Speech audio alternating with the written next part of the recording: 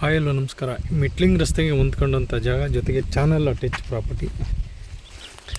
1.25 ಎಕರೆ ನೋಡಿ, ಇದು ಚಾನಲ್ ಇದೆ.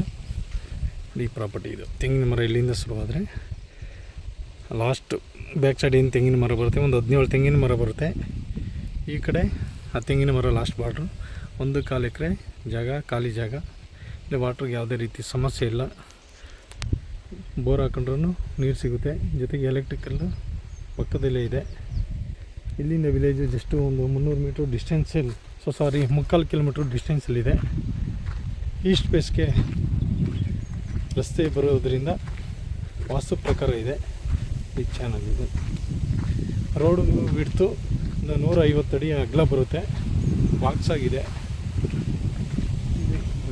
ಪಕ್ಕದಲ್ಲಿ ಬೆಂಗಳೂರು ತಗೊಂಡು ಫೆನ್ಸಿಗೆ ಹಾಕೊಂಡು ಫಾರ್ಮ್ ಹೌಸ್ ಮಾಡ್ಕೊಂಡಿದ್ದಾರೆ. ಒಳ್ಳೆ ವಾತಾವರಣ, ಗ್ರೀನರಿ ಇದೆ,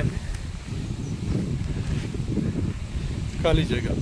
ಇದು ರಸ್ತೆ, ಇದು ಚಾನಲ್ ಪಕ್ಕನೂ ಇನ್ನೊಂದು ರಸ್ತೆ ಬರುತ್ತೆ. ಇಲ್ಲೊಂದು ಡಕ್ ಹಾಕ್ಕೊಳ್ಬೇಕು,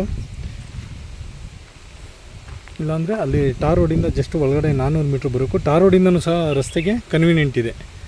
ಆ ಕಡೆಯಿಂದನಾದರೂ ರಸ್ತೆನ ಕ್ಲೀನ್ ಮಾಡ್ಕೊಂಡು ಒಳಗಡೆ ಬರ್ಬೋದು, ಡಕ್ ಹಾಕ್ಕೊಳ್ಳೋದು ಬೇಡ ಅಂದರೆ. ಜನರಲ್ ಪ್ರಾಪರ್ಟಿ ಕ್ಲಿಯರ್ ಇದೆ. ಬಡಿ ಬೌಂಡ್ರಿ ಇದು ಲಾಸ್ಟು. ಈ ತೆಂಗಿನ ಮರದಿಂದ ಆ ತೆಂಗಿನ ಮರ, ಹಿಂದೆ ಬ್ಯಾಕ್ ಸೈಡು ತೆಂಗಿನ ಮರ ನೋಡಿ. ಇದೆಲ್ಲ ಅಕ್ಕಪಕ್ಕ ಬೆಂಗಳೂರವ್ರದ್ದು ತಂಡೆಲ್ಲ ಫೆನ್ಸಿಂಗ್ ಮಾಡ್ಕೊಂಡು ಫಾರ್ಮ್ ಹೌಸ್ ಮಾಡ್ಕೊಂಡಿದ್ದಾರೆ.